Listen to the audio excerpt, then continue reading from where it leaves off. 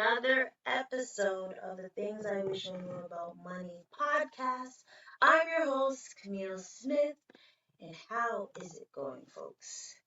I just wanted to do another premiere because I am not available to do it in person. So I just wanted to share. I just want to share how I feel about certain things. I've been having discussions.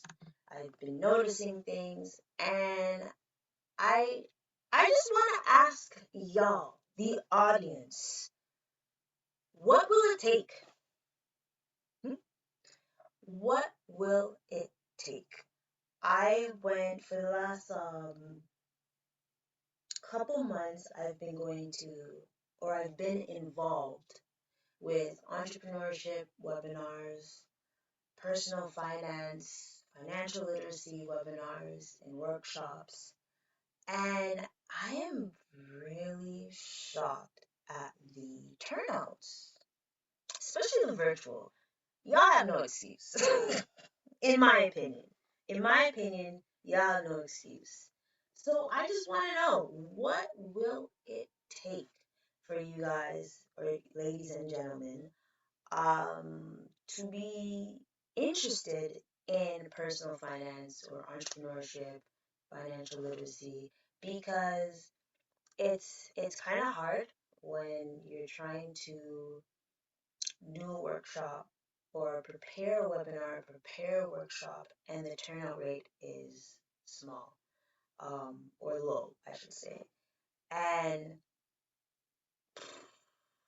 you gotta understand, it kind of makes people discouraged, like the ones that are doing it, or it kind of makes them feel devalued, or like, am I doing the right thing? Is this what I should be doing? No one seems to be interested, but I know people are want to learn, want to know, but like the turnout rate is atrocious. So I want to know, what will it take? I know because this is a premiere, I won't be, well, I'll still be in the comments no matter what.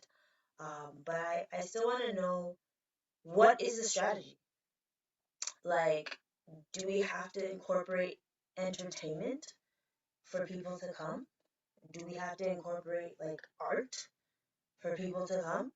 What, or or do we have to do free giveaways for y'all to come? Because I've actually been to workshops where you get a chance to win a free gas card, $200. And the turnout rate for that one alone, and this was before like the gas prices went like up. And still, I felt like the turnout rate was not as as much as it should be. Because then I look at events like arts, events, soca fests.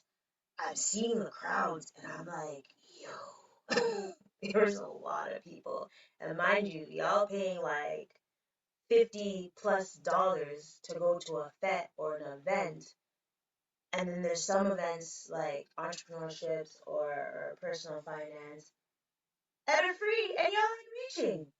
What? So why? I just want to know why. And because the reason why I want to know is so I'll be able to um, pivot or shift my approach, obviously to reach out to others, because at the time that this comes out, we are probably going to be in a recession, or we're heading to a recession. I don't want to say that word really, but if you don't prepare yourself, or if you don't get, if you don't switch your mindset when it comes to thinking about money, you're going to be screwed. And I also want to mention that this is, if anyone's my age or older, they know that this is not the first time that there's a recession. You know, in 2008, 2009, there was a recession. I believe obviously there's something in 2001. There was uh,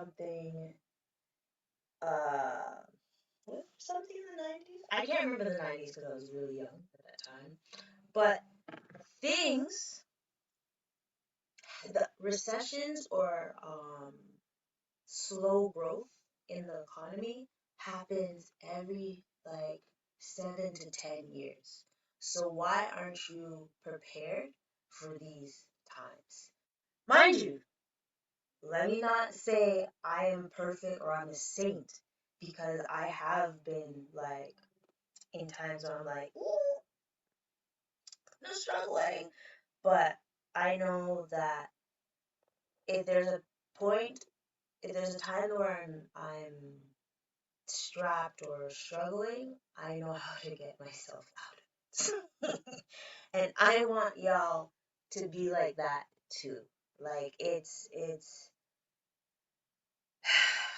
it comes to the mindset of how you, or the how your relationship is with money. I did mention this in a webinar once. Like, do you have a love-hate relationship with money? Is your relationship with money healthy, where you are having multiple streams of income, your money's working for you, not you working for your money and stuff? Or do you have a toxic relationship with your money, where perhaps you're living paycheck to paycheck, or downright not paying some bills? Like, and I'm not laughing per se, but it's scary when I see those things happening, and people aren't seeing the path that they're taking, that it's going to be really bad in the next couple years. Because, mind you, they said the next recession, or recession, will happen in, I don't know, they said 2027. I've heard 2027. I mean, that's, you know, very close. But are you going to be ready for that time, right? Um, I'm trying to put things together so I will be absolutely okay. But in previous episodes, I did say there was times when I can't control everything. So the things that I can't control are affecting me on the things I can control. But by the time you guys watch this, I hope everything works out in its best, because I know no matter what, I'm going to be okay. I have the mindset, I have the skills, um, I have what it takes. And I want that for you too. But guess what? You're going to have to go to things, or you're going to have to learn how to be financially fit, or financially independent, or financially stable enough to handle these trying times. Like they say normally that $200, sometimes, if it only takes $200 for someone to, like, their spending habits, or their whole money is shit, gone to shits and stuff. And that's really sad, because I Caravana time, it's summertime, everyone outside. These times, when Caravana comes, people are paying $500 for a costume. People are paying enough events, outfits, and stuff. So you have $200 to save or invest, but you rather go and party. That's fine. If you can afford it, by all means, by all means. But I know for sure. I am not saying I'm over those type of events, because I am going to be going to an event. It's just that it's balance. I want to see more balance, and I haven't seen balance when it comes to personal finance or entrepreneurship. And it's crazy because I was having a discussion with a couple individuals about that, and even when it comes to like making a business plan so they're able to get a loan, like businesses, I was like, like one of the questions that I asked was, were the people able to get the loan based on their business plan? And some weren't. And I said, how are their financials? They're like, I mean, but you know, like if it's a hairdresser, they've probably been doing it from their home or their basement, so they didn't really know how to structure it properly. I was like, no, if you're running a business, like the other day, someone gave me a great perspective. Um, when it comes to your personal finance or a business, in sense, you have to think like yourself as a business. So you have assets and liabilities, you have a balance sheet and an income sheet. If you don't know them things, go back to some of the episodes that we talked about that because we have discussed about balance sheets and income statements, but I will give you a refresher. So the balance sheet is able to see your assets and liabilities and your owner's equity. So obviously, assets equal liabilities plus equity. So you always want your equity to be higher than the liabilities because that will turn into assets, right? So also, income statement shows the revenue that you've received and also the expenses that you've incurred. So you want to be, you want to be mindful of. So, so you see how I said what an income statement? That's basically your budget. If you want to have easy terms, that is basically your budget when it comes to your personal life. However, back to businesses that are trying to get loans, you have to have your stuff in order to get a business loan. And if you don't, why are you in business then? So once again, I'm not a saint. I'm not a saint. The funny thing is that when it comes to bookkeeping and seeing people's numbers and trying to organize their day-to-day things or receipts, so I look at receipts behind the scenes. Um, I also have to take care of my receipts, but that's why I use QuickBooks. It makes my life easier. As soon as I pay for something, I take a photo of it. But like right now, I'm in the transition of scanning everything just so I'm like OCD and have like three types of copies, right? So is everyone else doing that with a business? Because guess what? If CRA come knocking on your door, I hope and pray that you are ready for those audits, and that comes to personal people too, because anyone that knows when it comes to taxes, you have to keep your receipts and documents at least 6 to 7 years because CRA can come anytime to ask. Um, so see, I'm actually proud because I'm not ranting as much as I thought I would because I've been holding back for so long because it's frustrating. I do get frustrated. I think I've mentioned it before that what is it going to take for y'all to be like serious with personal finance or just entrepreneurship and things? Because the funny thing is, and I remember this like it was yesterday. So my parents, they had a dry cleaning business, And they said before they even got into the business, they had to go take a course. They had to take a course to learn all the aspects of a business. And I think everyone should learn that. I mean, I do go to courses, or I do things like webinars and courses ever so often to keep me refreshed and refined. Um, I think anyone in business has to do that, right? Because you have to know the marketing aspect, you have to know the sales aspect, you have to know customer service aspect, um, accounting aspects, all of that. Because if you don't know, so example, if you don't know how much money you're making, you're just spending, spending, spending.